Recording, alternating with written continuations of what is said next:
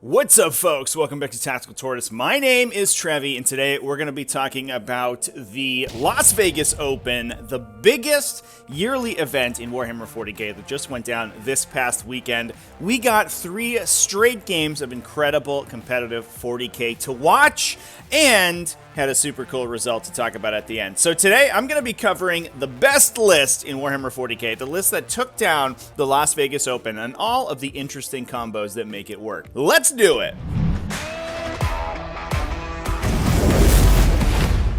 So as always in this Tournament Tech Talk series, I'm going to be talking about the event in question. This time, Las Vegas Open 2022.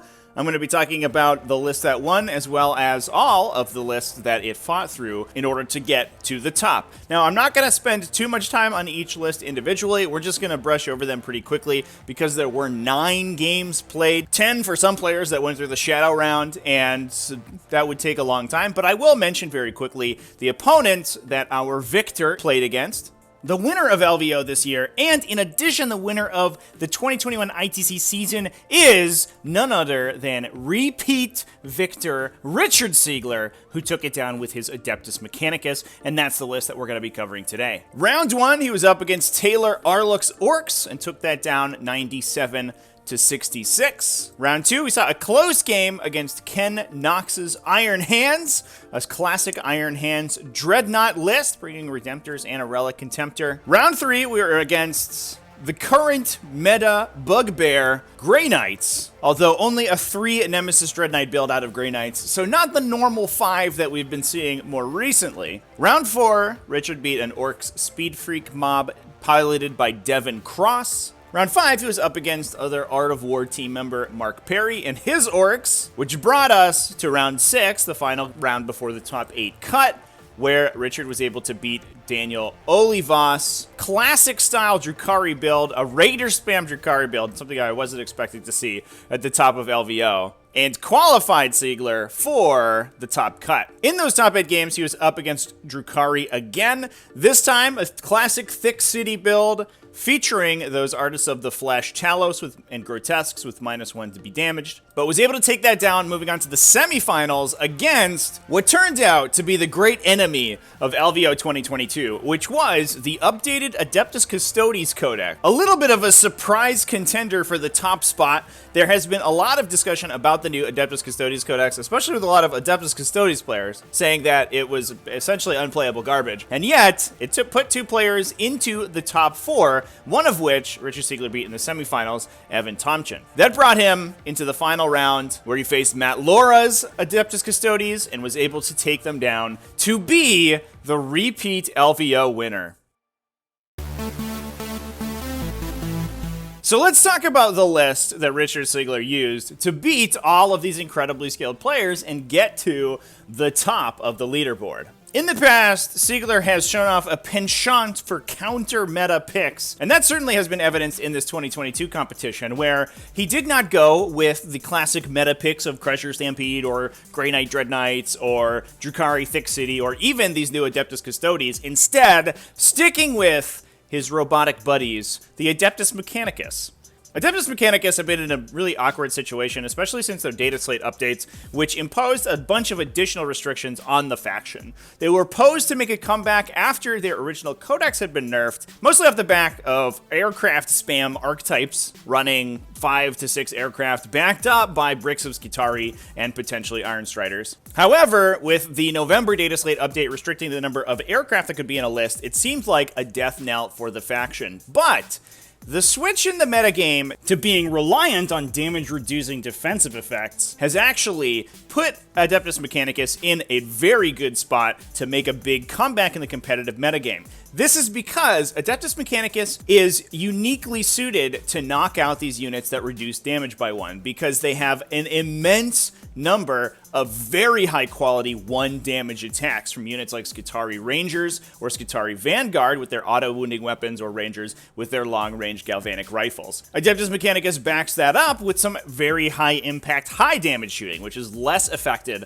by that damage reduction. So the 2 tools that you want to be using against an army with damage reduction like Artists of the Flesh or like Crusher Stampede are a bunch of 1 damage attacks or a small number of high damage attacks, which are only reduced by 1, and those 1 damage attacks aren't going to be reduced at all. And that is exactly what Adeptus Mechanicus gives you. So let's talk about exactly what's in this list. Interestingly, it spends 6 CP pregame, so only starting with 6 CP for all of the incredible combos that we're going to talk about later. But fortunately, Adeptus Mechanicus does have some CP reduction abilities, which means they're able to get stratagems for free or at a reduced cost, which certainly helps shore up that CP deficiency.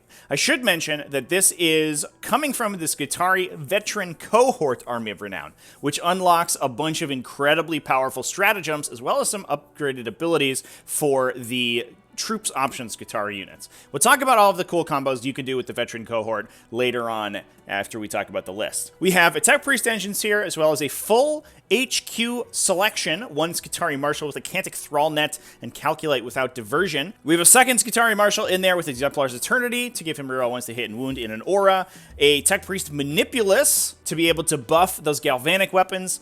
That's bringing a Raiment of the Technomartyr, which allows a unit to ignore penalties to hit with their ranged attacks. We have 2 big bricks of Skitarii Rangers in the troop slot, both with Omnispexes to ignore cover, one of them with a Firepoint telemetry cache, as well as, I think, probably out of left field here, although we did see armies of this style starting to creep into Adeptus Mechanicus builds towards the end of their run in 2021. This elite slot highlights this style of army as a Sicarian spam army. Sicarians being the 40mm based quote-unquote heavy infantry, although they're only toughness 3 with 2 wounds, that Adeptus Mechanicus have access to that give them a good melee punch as well as being relatively fast and hard to pin down.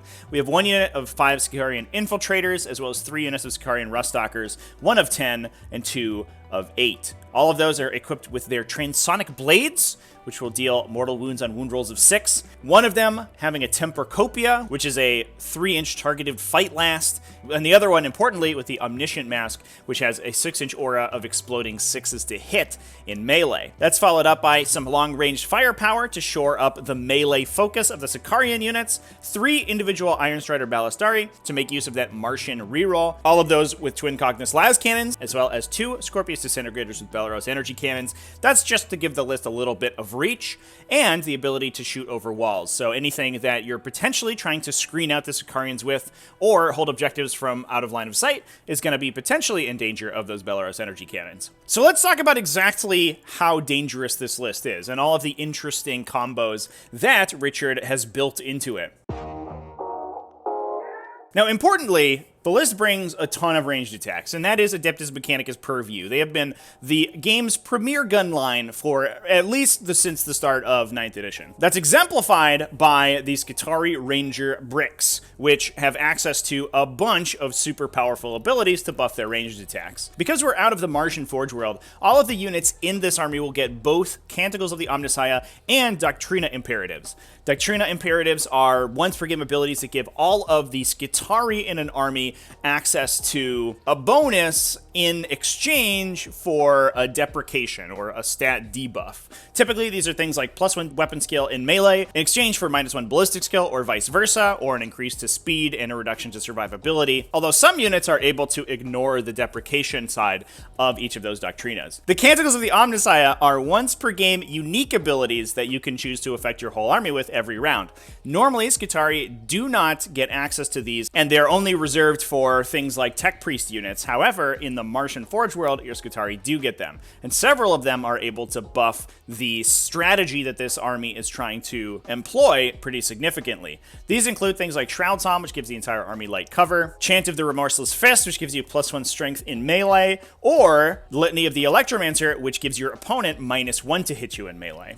So while oftentimes with Skitarii veteran cohorts like this, you see them out of Forge Worlds like Lucius, the ability to get those both ranged and melee benefits on an army that is trying to operate in both the shooting and fight phases makes total sense that we would be taking this with Mars. So those Ranger bricks that we talked about earlier have access to +1 to hit from a Doctrina imperative, an additional attack from the Galvanic Volley Fire stratagem, putting each of their Galvanic rifles up to heavy 3. We can ignore the move and shoot penalty on them from Raymond to the Technomartyr, and then, thanks to our Skitarii veteran cohort, get +1 to wound on both big units of Skitarii thanks to Binaric Offensive. This means that each of these units is shooting effectively 60 shots, hitting on 2s with +1 to wound, so probably wounding on essentially 4s. We can buff those even farther with the Galvanic Field from the Tech Priest Manipulus, giving them +1 AP and an additional 6 inches of range, throwing their range out to an impressive 42 inches, and putting them at AP 3. And all of that with reroll 1s to both hit and wound from the Marshal with Exemplar's Eternity. So you're firing 60 shots, hitting on 2s, wounding on probably 4s, rerolling to hit, rerolling 1s to wound, all of those at AP2, and that's enough firepower from a single unit to basically blow up a tank. It's also worth mentioning here that this list being in a Martian detachment gives access to Wrath of Mars, which with the volume of attacks these guys make is essentially going to net out to 6 mortal wounds on top of the damage that the unit is already dealing. It's important to remember that while you can't target all of those abilities onto the second unit, they will still be benefiting from that +1 to wound, and firing 40 attacks out of them is still going to do some significant damage. I've seen these big Skitarii veteran bricks absolutely tear apart things up to the size of knights, and I see no reason that this list would not be able to accomplish that. That's being followed up by Einstrider Ballistari with those Martian rerolls to get a reroll to hit or wound, and Scorpius Disintegrators firing indirect fire with those Belarus energy cannons. So the immediate response would be to move up to engage this army in melee to try to stop it from shooting at you. Now, there are a couple things that it can do to try to get out of that. We do have programmed retreat on one of the Skitarii Marshals to allow one of those Ranger units to fall back and shoot. However, that is where the Sicarian Rust Stalkers come in. These units have access to an absolute litany of abilities that buff them through the roof on their melee damage output. We have access to not 1, but 2 additional attack stratagems that can be used simultaneously. That's thanks again to the Skitarii veteran cohort, which also gives us access to advance and charge on those units from Expedited Purge Protocol. So here's the entire combo if we were to add everything together on these Sicarian units. We can get that advance and charge, +1 attack from Assassin Constructs, an additional +1 attack from Aggression Override, +1 strength from Machine Superiority, bringing them up to strength 5 from their base strength of 4, +1 in weapon skill from the Conqueror Imperative, or +3 inches of movement from the Aggressor Imperative, which we can set to individual units to allow them to get that bonus while also still buffing +1 to hit on the ranged units using that Cantic Thrallnet. Access to +1 strength from the Chant of the Remorseless Fist, or -1 to be hit on the Swing Back from Litany of the Electromancer, and Exploding Sixes from the Omniscient Mask. This means each model throws out 1 AP1 Cord Claw attack and 5 AP3 Razor attacks, all of them hitting on 2s, with Exploding 6 to hit, so we should see 100% conversion in our hit rolls, and then hitting at strength 6 with mortal wounds in addition on wound rolls of 6. A unit of 8, the smaller units out of the army, attacks with 40 Razor attacks plus 8 Cord Claw attacks. That means that all told, and wounding almost the entire game on 5s, thanks to that high strength of 6, if you are adding all of those benefits together, this unit can expect somewhere in the realm of 16 or so AP1 or AP3 successful wounds, in addition to around 7 mortal wounds on top of that. And that's just from the smaller units. Obviously, the bigger unit of 10 will get an additional 2 Sicarians attacking you. That's certainly enough damage to kill a Hierodule or a Dimacron out of Crusher Stampede, put serious hurt on a unit of 3 Talos or a unit of Grotesques, if not kill that unit entirely, and chew through an immense number of light infantry. These guys have a very flexible melee profile that can be applied to a wide variety of different targets. Now, the problem with Sicarians has always been delivery with them. And while some abilities like the ability to increase their movement and advance and charge certainly help, one of the big benefits that this list has in the Las Vegas Open format is that the event used player-placed terrain. That meant that Richard could expect to have a relatively forward-deployed ruin that he could use to hide his Sicarians behind. There were a lot of restrictions on how player-placed terrain was implemented. There were some tables that had particular pieces of terrain that were staple to the table that could not move around, and oftentimes terrain were restricted to being placed in particular parts of the table. Players also only placed terrain on their own half of the table, but that meant that each of them had a lot of control over the terrain they could use defensively. And in the games that we saw Richard on stream, he did use this to put big line of sight blockers in the perfect position to allow his Sicarians easy access to objectives while being relatively safe from incoming shooting.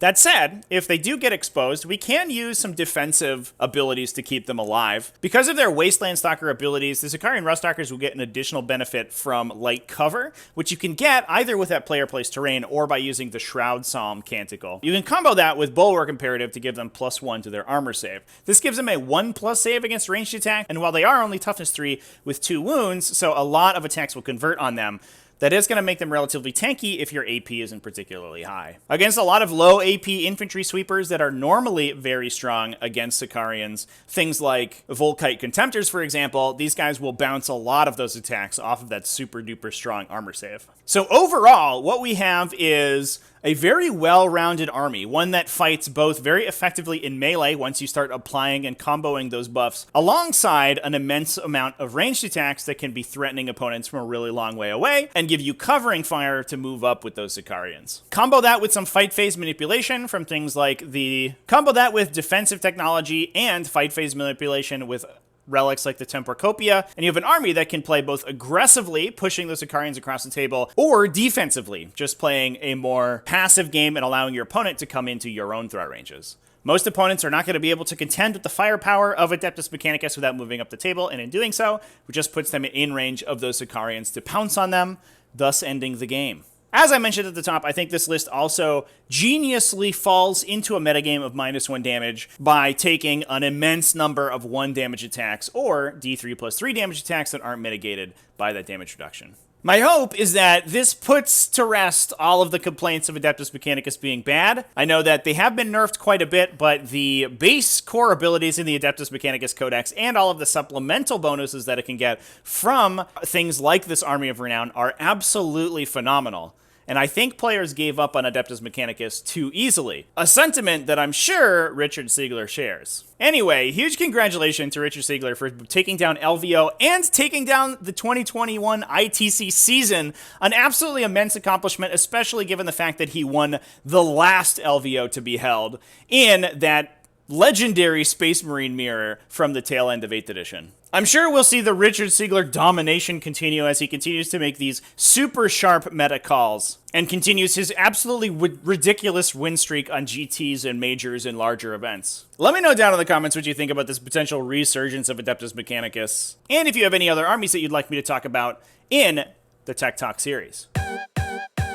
Thanks everyone for supporting, both watching the video all the way to the end and supporting over on Patreon at patreon.com/tacticaltortoise. YouTube channel members as well. Y'all are great. And Twitch subscribers. Everyone helps keep the lights on over here. Remember to check out coverage of the T5S2 Invitational, which is continuing on this week and ending on February 12th and 13th. We're going to be doing a lot of giveaways as we wrap up coverage of that competition. We're also going to be streaming the Captain Con GT February 5th and 6th. That's going to be a good time, some in-person play on the channel. Thanks again for watching the end of the video. Remember to keep it classy, folks, and have happy wargaming.